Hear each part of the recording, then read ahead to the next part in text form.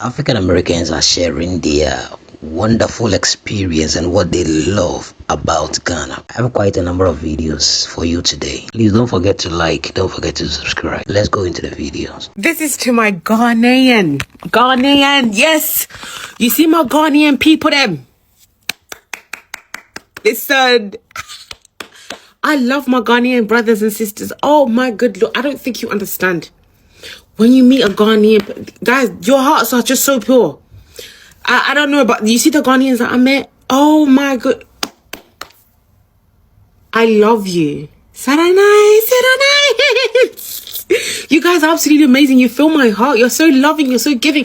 I don't know. Guys, I actually want to come to Ghana. That's how much. I have just one Ghanaian. Yeah? My favorite girl. Love you. You know who you are. And every other Ghanaian people I meet, I don't think you can compare. There is no competition there. It's all love. They will feed you. They will love you. They will do you like as if you're family, guys. I don't even think you understand. I can big up that country so much. I haven't even been to it. Sorry, just your fried rice. Nigerians don't even come here and start. Your jollof rice. I love it too. I haven't ventured out on the other side of the food, but those two dishes for me. Yeah, I love you guys. All the Ghanaian sisters I've met, brothers and sisters.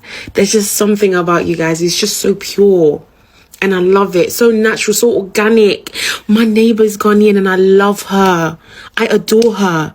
Even my other neighbor is Nigerian. They're just one of the few people that I'm just like, raw. Do you understand what I'm saying? The first thing that I found surprising when I first visited Ghana back in 2011, they do not accept things with your left hand. It is rude to greet people, shake people with your left hand, purchase things with your left hand, give money with your left hands, give gifts with your left hand. They see it as dirty.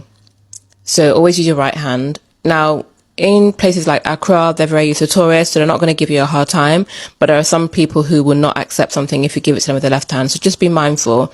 One time I went to a funeral with a friend, and in part of the funeral, all the older relatives come around and walk around to greet everyone. And I was waving with my left hand, and my friend just gave me the most disgusting look and said, "What on earth are you doing? You don't greet with your left hand." And I felt so ashamed. So please keep this in mind when you're in Ghana. Especially if you are melanated, they will just assume that you're from Ghana, that you should know this, and it comes across rude. The second thing that I found surprising is how helpful Ghanaians are. So I've had a couple of situations in Ghana where I have needed help and didn't even have to ask for it. So twice I fell into one of the open drains and immediately a crowd came around. One person went to get me slippers, like flip-flops, which in Ghana they call chaliwate. Another person went to get me water. And when I looked up, there was a whole crowd of people around me. So they're very, very kind. Another time I was very, very sick and I needed lemon and ginger.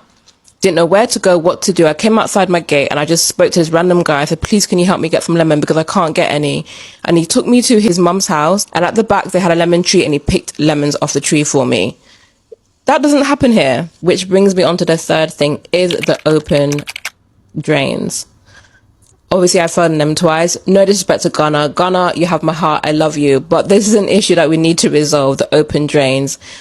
I have not been able to avoid them, and I fell into them twice. And one time I had an accident.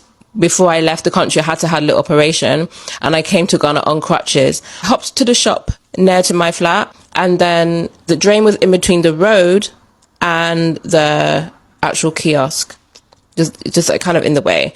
And I was going to hand the money over to the teller, and I just remember seeing stars, and then two men picked me up and I'd fallen and hit my other leg, so I was in a wheelchair. Another time I was crossing the road and again, bang, straight into drain. So just be aware of them. It's not every single place. Some places are covered up, but just be aware. Don't walk too close to them, because if you're like me and you're clumsy, you're going to end up in a ditch. The fourth thing I want to talk about is the heat. Now, I lived in Jamaica, but I was much younger then, and I forgot how hot it can get. Ghana, it gets hot. So beware of that. You will come out of the shower and you'll be sweating. You'll be in a taxi going to wherever you're going and you'll be sweating. You'll be walking down the road, you'll be sweating. At night, you'll be sweating. It can get really, really hot in Ghana. So prepare for the hotter months in Ghana. It can be crazy. Now, this one might come across as a surprise to some people because some people don't know. One time I went to visit Ghana. This was like 2012 or 13. And I was cooking and I filmed it. And a friend from England asked me, oh my God, they have cookers in Ghana. So do not be surprised that some people, if you haven't been there, you might not know because of what you see on TV. English is the official language in Ghana. People speak English. So when you go to Ghana, you don't have to worry about language being a barrier. People speak English there. Okay? Renting in Ghana. Renting can be a shocker to some people. Most places in Ghana, when you rent long term, you have to pay at least a year up front. Now, officially, it is illegal, but because sometimes the laws don't work, it's generally expected for you to pay a year up front. Saying that, however, generally Ghana is cheaper than the UK, but if you're looking for the standard of living in the UK, it might cost you the same or even more. So beware that you might be paying a whole year up front with most landlords if you want to rent in Ghana. The last one is about fashion, clothing. In Ghana, it is not appropriate to expose too much skin. In more tourist areas, people are a bit more relaxed now, but when I was living there, around 2012-13, I remember going to the market and I had this short-ish top on and my back was exposed just a little bit at the bottom. And oh my goodness, the market woman came over me, giving me cloths and they were saying, your back, your back, your back. I'm like, what is on my back? What's on my back? And somebody who I was with just said, your back is exposed. They don't like you exposing yourself. As I said, in Accra, it's a bit different because a lot of tourists and they kind of expect it. But generally, as a rule of thumb, dress a bit more modestly when you're in Ghana. Why Ghana? Because I've never been here before. I've heard a lot about it. I've had several friends that came here, so I wanted to come and see for myself. And I recommend anybody who's trying to figure out where they want a vacation, this is the place. Ghana is beautiful. I love it. The people? Nice, friendly, very nice people. The food? Oh my God. Let me tell you, people were saying, watch out for the food, you're gonna get sick.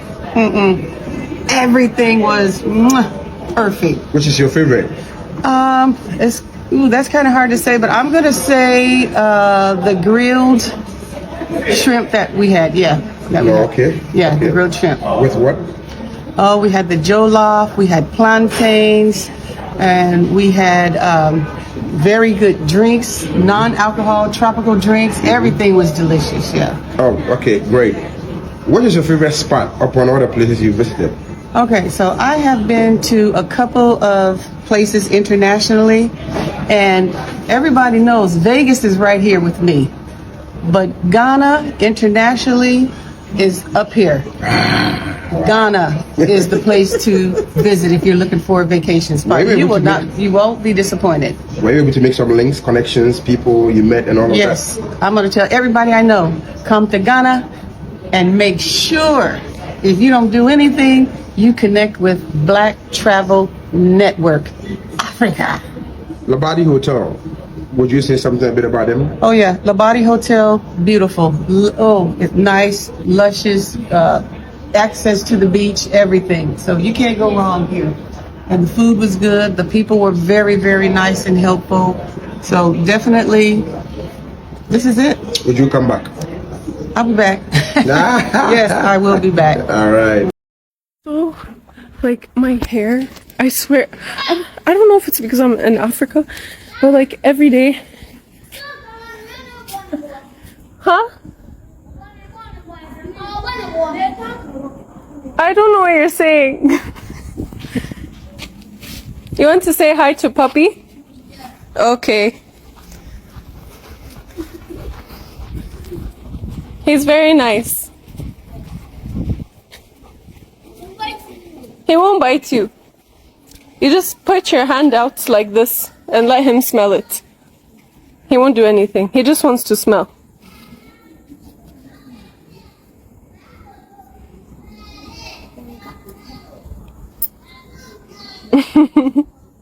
Next time, I'll bring bread with me and you can feed him, okay? You can give him some bread. Okay. His name is Ras. Yes. Uh-huh. So next time you see us, say hi, Ras. Okay. I'll stop. Okay? Okay. All right. Yabeshia. Bye-bye. Yeah. I even forgot when I started recording. No disrespect taken, Southeast Asian countries were actually on our list of places that we potentially move. Really, Thailand and Bali. But to be honest, Ghana was always number one on the list. And that's because my best friend is Ghanaian. I've also visited here in 2016, so I've established relationships, I've established connections. You know, I have my best friend's family, who is essentially my extended family. Like, they live here, they looking out. And it was that simple for us. It was like, if we're gonna move to a foreign country with our family and kids, like it's different when you solo traveling or as adults only, but you moving with your kids, like I wanted to be somewhere where we had resources and people that we can trust to help us assimilate and to just help us navigate. And outside of that, I've visited Ghana in 2016, and you know, I've gotten firsthand experience of the people, the culture, the food, you know, so I was like, yo, like, I think Ghana is a cool place that we should consider to move. And my wife, you know, watched a bunch of YouTube videos, spoke to a bunch of people, and we was like, yo, fuck it, let's go. Some of the things that we was considering when picking a country, it was quality of life. So when you think about food quality, when you think about cost of living, when you think about, you know, stress levels and just the culture around work and living life. Another big consideration for us was safety. We do have 3 young children, so, you know, understanding the dynamics and the cultural treatment of kids was important for us. Ghana, you know, the whole neighborhood, the whole village is raising your kid. Like, nothing is happening to your kid. But yeah, overall, man, we love it here. My whole family, you know, all 5 of us, we absolutely love living here. There are no regrets. I think there's some things that we probably would have done a little differently in hindsight, from a business and financial perspective, but yo, we loving it here. And I just want to take a second to say madase to all the followers and all the Ghanaian, you know, people that just show love on a daily, on TikTok, in real life. Like, it really is love here. Y'all pay no mind to how I look right now. I didn't have water all night, and I'm about to go to the homie's crib so I can shower. I'm like walking on the roadside, so I have the chotro drivers, right? The chotros that are like passing by me, right? And so I started to look, and this is the first time I've ever seen this in Ghana. There were people, like more than one person. There was like 3 to 5 people on roller skates on the back of the chotro, like trailing the chotro on roller skates. I had never seen that. Shout out to the skate arena that just opened. So a couple minutes later, I see somebody else doing this, and I'm like looking at him because I'm like, dang, I ain't never seen this before. He sees that I'm looking at him, and he looks at me on his roller skates at the back of the chotro and is like, oh, Medina. I swear, the next time I see that, I gotta get it on video because, bro, that just made my whole day, bro. It's people on the back of chotros with roller skates on now. That's how they be doing. So I ain't never seen that before. Let me know if y'all seen that before. Let me ask a question though. Why doesn't Ghana rest? Bro. Why doesn't Ghana rest? I don't know, bro. We've been out, I think, every night. Start your night at like 11, 12, 1. You're not getting back until like 8. I'm getting back. I don't think I've been home before the sun's come up yet. And I still wake up. Look, it's 11 already and I'm up. Looking at food. Hey. It don't make sense. It don't make sense. I could not do this in London. In London, I can't. In London, I'm tired. 2 a.m. I'm out. Like... This open drain thing that this lady was talking about, it's something that we've actually been saying, talking about it and all that for a very long time, but I don't know, the government is not doing anything about it. Maybe they know best, but I think open drains is too much in Ghana, and we need to start covering some of the drains. It's like, it's not nice, you know, a city like Accra and we have open drains everywhere. It's not nice at all. And this other lady, I don't know what exactly a Ghanaian friend has done for her, but it seems like Charlie, the Ghanaian hospitality has reached her side and she's so excited talking about it. Just look how excited she is just talking about the Ghanaian hospitality. And also this lady, Charlie, we are a bit afraid. Like if you had the kids, one of them wanted to throw a stone at the dog. You know, normally like in Ghana, that's what they do, especially when they are afraid or scared. So if it wasn't because of the lady, the Gombe Stony Grammar in the street. But I like the way she made them come close to be a bit friendly with the dog, not to hurt the dog, but know that the dog is not that wild, you know. Yes, thank you so much for watching.